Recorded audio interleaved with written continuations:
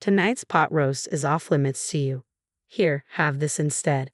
But this is leftover soup and salad from 2 days ago. It might have gone bad. You can handle it, right? Don't be wasteful. Eat up. I don't want to waste good meat on you. I can eat this. What was that? Leftovers are perfect for you. Stop complaining and eat up. My mother-in-law always directs such nastiness towards me.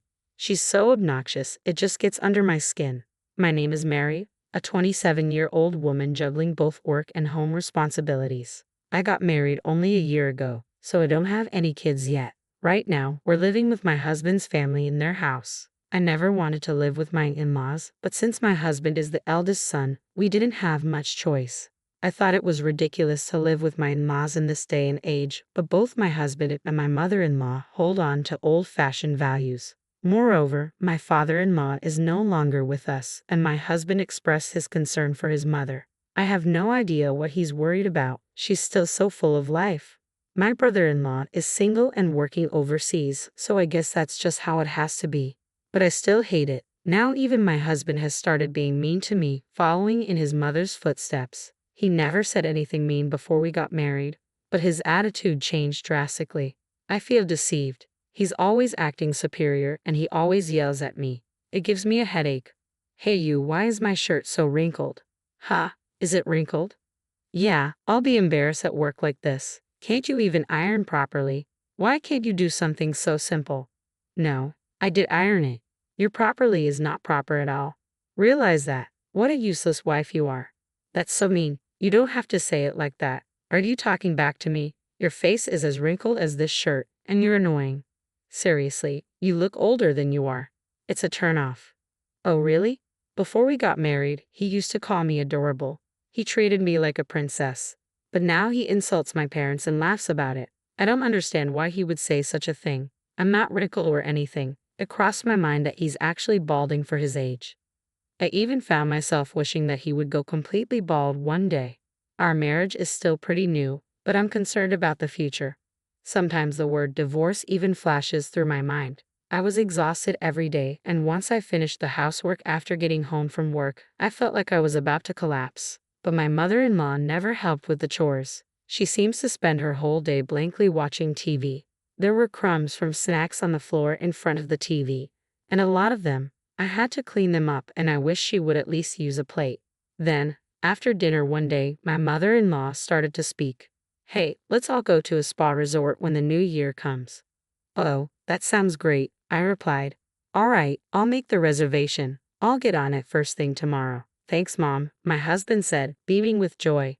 My husband and mother-in-law seemed very happy. I didn't really want to go with these people, but I was interested in the spa resort itself. I love visiting spa resorts, and this one was famous enough to be featured on TV recently.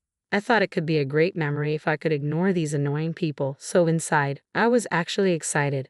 After this, my mother-in-law said she had something to discuss. I wondered what it was and headed to the living room. You know we only have a small car, right? So, I was hoping we could borrow your family's minivan.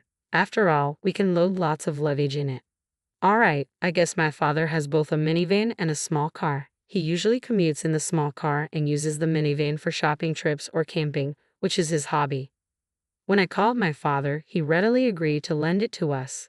With that, we welcomed the end of the year vacation. I had to clean the house, so it was again incredibly busy. However, thinking that a spa resort was waiting for me after getting through this year-end period helped me push through. As expected, my mother-in-law wouldn't move from the sofa. She laid there all the time, looking like a statue. Then, the morning of New Year's Day arrived. I woke up thinking about the long-awaited spa resort, but was surprised when I looked at the alarm clock. I had overslept. What? It's already 8:30, but David isn't here. Why? My husband, who should have been sleeping next to me, wasn't there either. I thought he might be in the bathroom, but he wasn't. Huh? Where is everyone? Did they go somewhere? I peeked into my mother-in-law's bedroom, but she wasn't there either. I began to wonder if they left without me. In a panic, I checked my smartphone. I always charge my phone in the living room before going to bed. There was a text notification on my smartphone. It was from my mother-in-law. We're going to have fun. We never booked a place for you. You can spend a lonely New Year. It's okay if the bride doesn't come. So my mother-in-law never intended to take me with them from the start. and she planned to enjoy it with my husband. I was really sad at the same time. I was also very angry. It's terrible to deliberately stop my alarm clock to make me oversleep. I suspect the reason she made me drink a lot of alcohol the night before was to make me pass out. I regretted drinking that much, although it's a relief that she didn't drug me. I was irritated about her pushing drinks on me. Well, there's nothing I can do even if I get angry, so I decided I had to enjoy myself alone at home. I really wanted to go home to my parents, but they're also away on a trip by plane, so it's pointless to go back.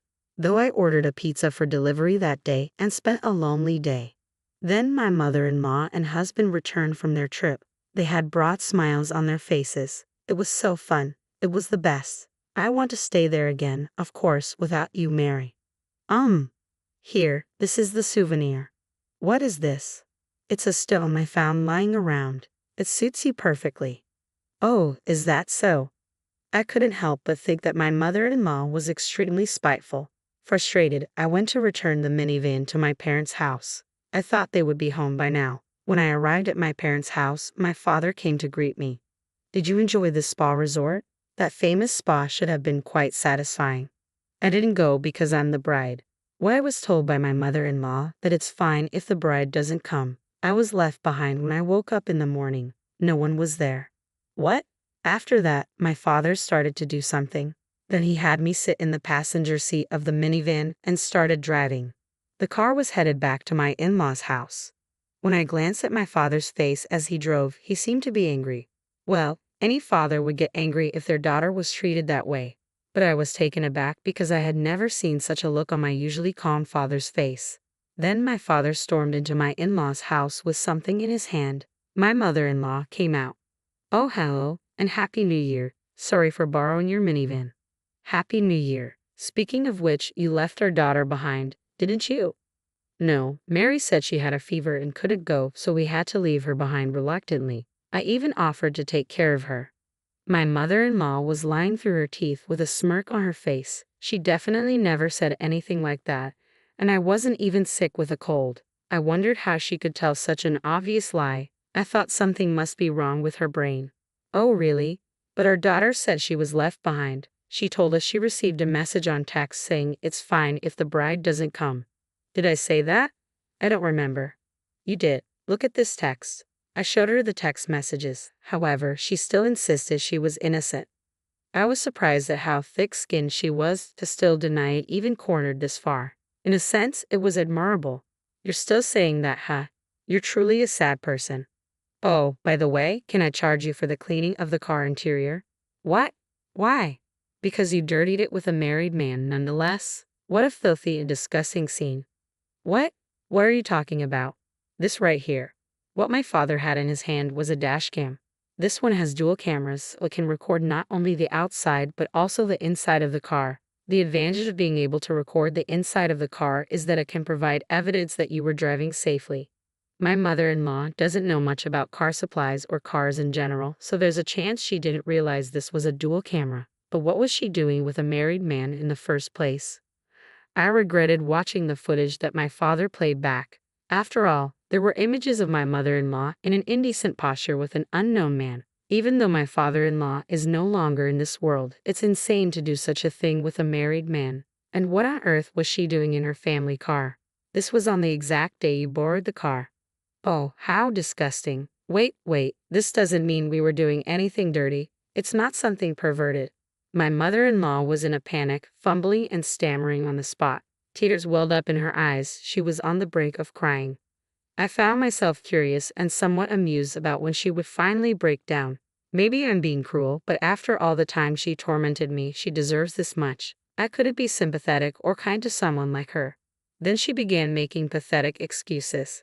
Her reasoning was all over the place. It was clear she was flustered, yet she was desperate to defend herself.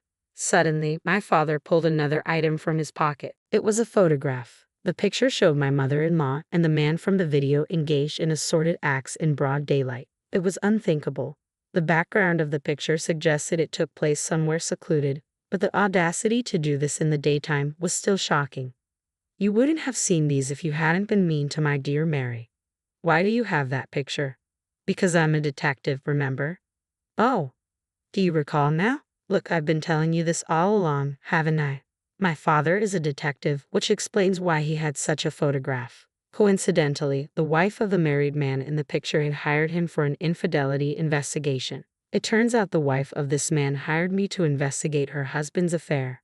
I was surprised to discover you were the other woman. I was going to inform her next week, but I didn't expect to show you this so soon. Ha! No, I'm innocent. I was just forced into an unpleasant situation. I am not at fault. Please don't tell his wife. Ah, it was against your will, was it? You seem to be enjoying yourself. We also have video footage of you whispering sweet words to the man. Do you want to see it? I'm sorry. My mother-in-law collapsed to her knees and burst into tears. I watched her in a pitiful state with a cold glare. Sensing the unusual situation, my husband arrived. I had run out of patience with him too, and I proposed a divorce. I've had enough. I want to end this.